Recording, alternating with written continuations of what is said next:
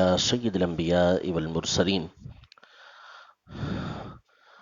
أما بعد فأعوذ بالله من الشيطان الرجيم بسم الله الرحمن الرحيم الصلاة والسلام عليك يا رسول الله وعلى آلك وأصحابك يا حبيب الله. نبی محترم صلی اللہ تعالی علیہ وآلہ وسلم نے ارشاد فرمایا، خیر یوم طلعت فیہ الشمس یوم الجمعہ، یعنی سب سے بہتر دن جس میں سورج طلوع ہوتا ہے وہ جمعہ کا دن ہے. یعنی تمام ایام میں سب سے افضل، سب سے بہتر، خیر والا دن یہ جمعہ کا دن ہے. ایک اور حدیث مبارکہ میں نبی کریم صلی اللہ تعالیٰ علیہ وآلہ وسلم نے جمعہ کے دن کے بارے میں فرمایا کہ جمعہ جو ہے یہ سید الایام ہے، یعنی تمام دنوں کا سردار ہے. اور ایک حدیث مبارکہ میں یہ ارشاد فرمایا کہ جمعہ جو ہے یہ مومنین کے لیے، مسلمانوں کے لیے عید کا دن ہے.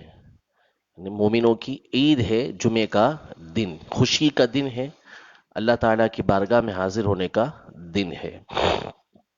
تو یہ ارشاد فرمایا کہ تمام دنوں میں سب سے بہتر دن جمعہ کا دن ہے.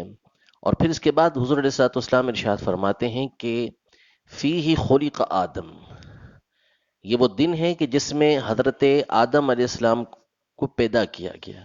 یعنی اللہ تعالیٰ نے مختلف دنوں میں مختلف چیزوں کو بنایا. آسمان و زمین الگ دن میں بنائے، سورج چاند وغیرہ الگ دن کے اندر بنائے.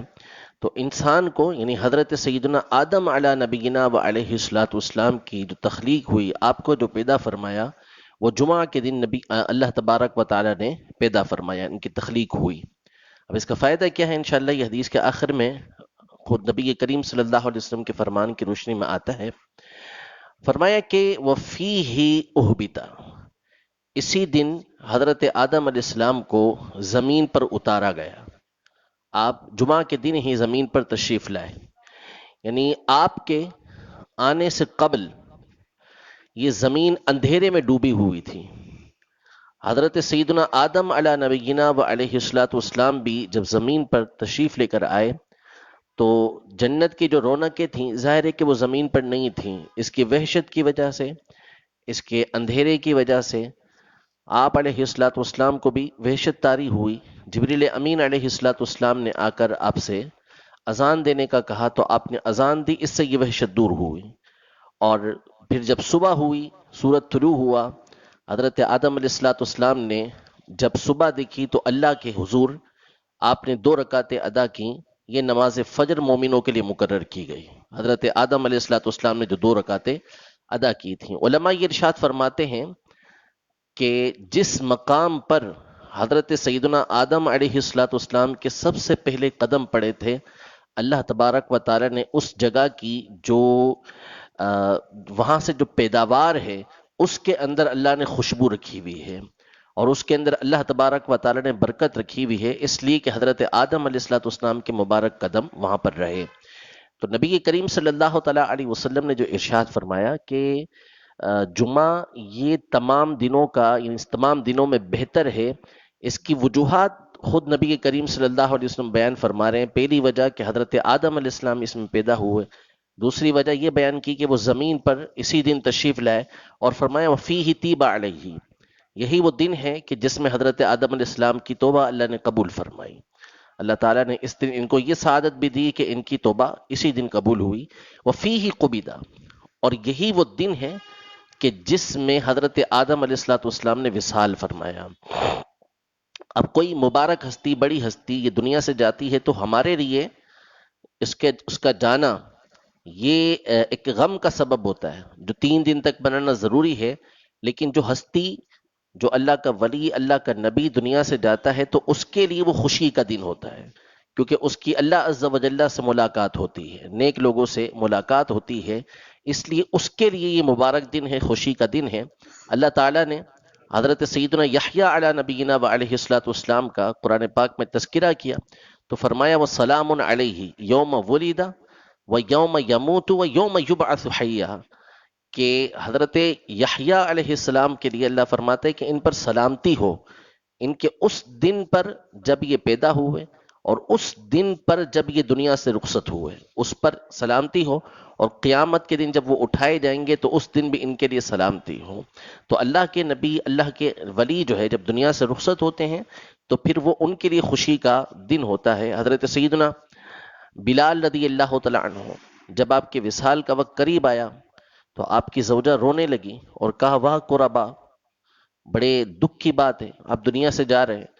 تو حضرت بلال رضی اللہ تعالی عنہ نے کہا کہ دکھ کی بات نہیں ہے، بلکہ یہ تو خوشی کا موقع ہے کہ کل میں اپنے نبی صلی اللہ علیہ وسلم اور ان کے ساتھیوں سے ملاقات کروں گا، تو ان کے لیے جاننا یہ خوشی کا سبب ہوتا ہے، ان کے لیے یہ برکت کا سبب ہوتا ہے۔ اس لیے فرمایا وفیہ قبیدہ، اسی دن حضرت آدم علیہ الصلوۃ والسلام دنیا سے اٹھائے گئے۔ جمعے کو میں نے عرض کیا آپ کے سامنے کہ نبی کریم صلی اللہ علیہ وسلم نے سید الایام کہا، دنوں میں سب سے بہتر قرار دیا۔ اسی میں حضرت آدم علیہ السلام کی ولادت ہوئی اور اسی میں آپ علیہ الصلوۃ والسلام دنیا سے اٹھائے گئے۔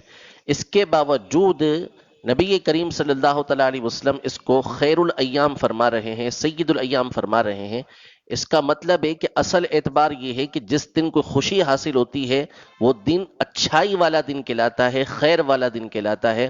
اب بعض لوگوں کو یہ وسوسہ ہوتا ہے کہ 12 تاریخ ربیع الاول کی جب ہم مناتے ہیں تو وہ کہتے ہیں کہ یہ تو وہ دن ہے کہ جس میں نبی کریم صلی اللہ علیہ وسلم دنیا سے گئے، پردہ فرمایا، تو پھر آپ اس میں خوشیاں کیسے منا رہے ہیں؟ تو ہم بتاتے ہیں کہ بھئی اسی دن نبی کریم صلی اللہ علیہ وسلم کی ولادت ہوئی، اور ہمیں شریعت کے اندر حکم اس بات کا ہے کہ کسی کا بھی غم صرف 3 دن منایا جا سکتا ہے۔ یہ نبی کریم صلی اللہ علیہ وسلم نے فرمایا 3 دن سے زیادہ تو کسی کا غم نہیں منایا جاتا۔ غم صرف 4 مہینے 10 دن وہ عورت منائے گی کہ جس کا شوہر فوت ہو گیا، اس کے بعد اس کو بھی اجازت نہیں ہے سوگ منانے کی۔ تو پھر نبی کریم صلی اللہ تعالیٰ علیہ وآلہ وسلم کی ولادت بھی اسی دن ہوئی ہے اور آپ علیہ الصلوۃ والسلام دنیا سے اسی دن تشریف لے کر گئے، تو ہمیں اصل حکم ہے وَأَمَّا بِنِعْمَةِ رَبِّكَ فَحَدِّثْ، کہ جب تمہیں رب کی کوئی نعمت ملے تو اس کا چرچا کرو، یعنی اس پہ خوشیاں مناؤ، اس کو لوگوں کے سامنے ظاہر کرو۔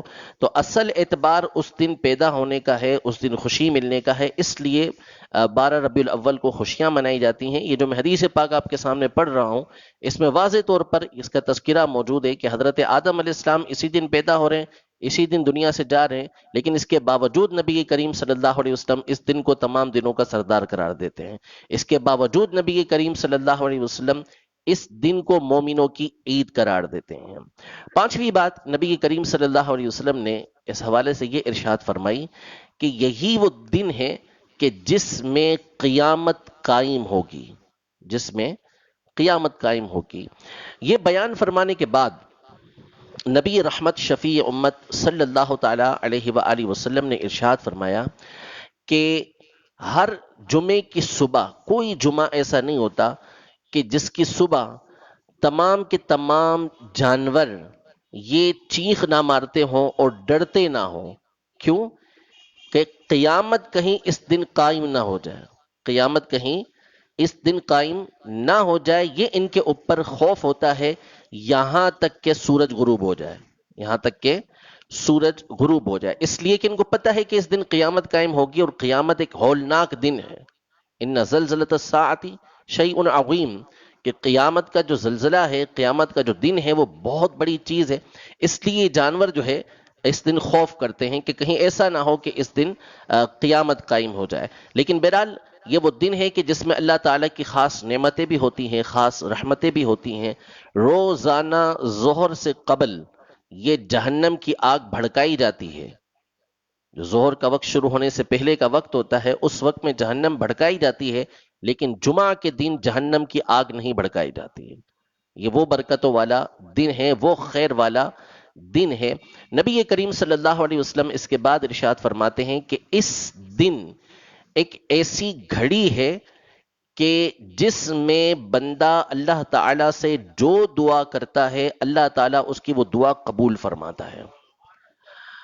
اب اس حوالے سے ایک حدیث مبارکہ میں یہ ارشاد فرمایا کہ اس گھڑی کو عصر اور مغرب کے درمیان ڈھونڈو، عصر اور مغرب کے درمیان ڈھونڈو، یعنی یہ وہ گھڑی ہے، وہ وقت ہے کہ جس میں اللہ تعالیٰ سے جو خیر طلب کی جائے، جو بھلائی طلب کی جائے، اللہ تبارک و تعالیٰ بندے کو عطا فرماتا ہے۔ اب اس کا رزلٹ اثر ہمارے سامنے دنیا میں ظاہر ہو جائے، ہو سکتا ہے، یا اللہ تبارک و تعالیٰ اس کا جو صلہ ہے، اس کا جو بدلہ ہے، قیامت کے دن اس کو عطا فرمائے گا، اس کا ثواب ایسا عطا فرمائے گا کہ بندہ تمنا کرے گا کہ کاش میری کو دعا قبول ہی نہ ہوتی۔ اچھا، اب یہ جو گھڑی ہے جس میں دعا قبول ہوتی ہے، ایک روایت کے مطابق یہ عصر کی جو آخری گھڑیاں ہیں اس میں ہوتی ہے۔ حضرت بی بی فاطمہ زہرا رضی اللہ تعالی عنہ کا معمول تھا کہ آپ کی آخری گھڑیوں کا انتظار کرتی، اور آپ کی جو خادمہ تھیں وہ ان کو کہا کرتی تھیں کہ ذرا دیکھو کہ سورج کتنا غروب ہونا باقی رہ گیا ہے۔ جب وہ بتاتی کہ تھوڑا وقت باقی رہ گیا تو بہت زیادہ دعا کیا کرتی تھیں، دعا کے اندر کوشش کیا کرتی تھیں، اللہ تعالیٰ سے مانگا کرتی تھی اس وقت میں، کیونکہ یہ وہ وقت ہے کہ جس میں اللہ تعالیٰ دعاؤں کو قبول فرماتا ہے۔ ایک خوبصورت بات امام ابن امیر الحاج المالکی رحمۃ اللہ تعالیٰ علیہ، جو 7ویں صدی ہجری کے بہت بڑے بزرگ گزرے ہیں، اپنی کتاب المدخل میں ارشاد فرماتے ہیں کہ یہ کیا وجہ ہے کہ اس گھڑی میں، اس وقت میں اللہ تعالیٰ دعاؤں کو قبول فرماتا ہے، کیا وجہ ہے؟ فرماتے ہیں وجہ یہ ہے کہ حضرت آدم علیہ الصلوۃ والسلام کو جو جمعہ کے دن پیدا کیا گیا وہ عصر کے آخری وقت کے اندر پیدا کیا گیا ہے، عصر کے آخری وقت کے اندر پیدا کیا گیا، تو آپ کی پیدائش کی جو برکتیں ہیں اس کی وجہ سے یہ گھڑی ایسی مبارک ہو گئی کہ اللہ تعالیٰ اس میں دعاؤں کو قبول فرماتا ہے۔ پھر آپ ارشاد فرماتے ہیں امام ابن امیر الحاج المالکی رحمۃ اللہ تعالی علیہ کہ جس گھڑی میں حضرت آدم علیہ الصلوۃ والسلام کی ولادت ہوئی، اللہ تعالیٰ نے اس گھڑی کو ایسا برکت والا بنایا کہ اس میں دعاؤں کو قبول کرتا ہے۔ تو جس گھڑی میں، جس وقت میں سید آدم، سید الانبیاء، نبی محمد صلی اللہ تعالیٰ علیہ وآلہ وسلم کی ولادت ہوئی، اس گھڑی میں اللہ تعالیٰ نے کیسی برکتیں رکھی ہوئی ہوں گی کہ اس وقت جو دعا کی جائے اللہ تعالیٰ یہ قبول فرماتا ہے۔ تو جمعہ کا دن یہ انتہائی اہمیت کا حامل ہے۔ مختلف نبی کریم صلی اللہ تعالیٰ علیہ وسلم کی احادیث طیبہ اس حوالے سے موجود ہیں۔ دعا کے حوالے سے میں نے عرض کیا تو کوشش کریں کہ عصر کا جو آخری وقت ہوتا ہے کچھ نہ کچھ وقت نکال کر اللہ تعالیٰ کی بارگاہ میں بالخصوص اپنی مغفرت کے لیے، تمام مسلمانوں کی مغفرت کے لیے دعا کریں۔ اللہ تبارک و تعالی ہمارے حال پر رحم فرمائے، آمین، بجاہ النبی الامین صلی اللہ تعالی علیہ وآلہ وسلم۔